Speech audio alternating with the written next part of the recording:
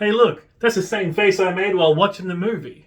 The Pout-Pout Fish is a new Australian-American animated film based on the Pout-Pout Fish books by Deborah Deason, with Nick Offerman starring as the titular Pout-Pout Fish. And why am I reviewing this? Well, the first few weeks of January kinda suck for new releases, but you can always count on there being a dodgy animated film to watch, so it was either this or Grand Prix of Europe. I also took way too long to watch a new Aussie film last year, so I thought for my first review of the new year, why not start with an Australian film?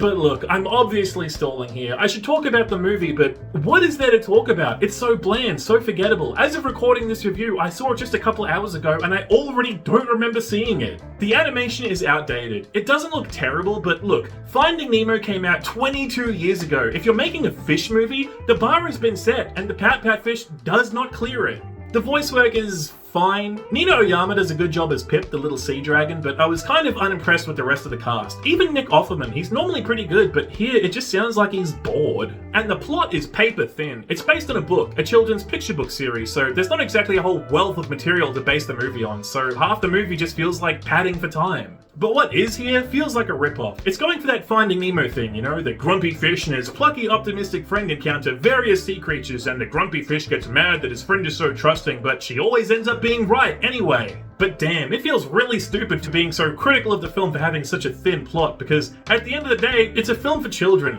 Young children. Toddlers even. And I'm not saying all animation is for babies, but this one is. It's based on a picture book series. Picture books that you can get printed on cardboard instead of paper so that your baby can't rip the pages as easy. So, I'm reviewing this from the perspective of a childless adult. Of course it sucks, but it's not meant for me, it's meant for 4-year-olds. And look, taking a kid to see this film is better than letting them watch Coco Melon on an iPad. For me, this film is a 3 out of 10. It's boring, poorly animated, and just felt absolutely empty. But look, if you're the parent of a kid who needs something a little more engaging than just jingling keys in front of their face, then check out the Pout-Pout Fish.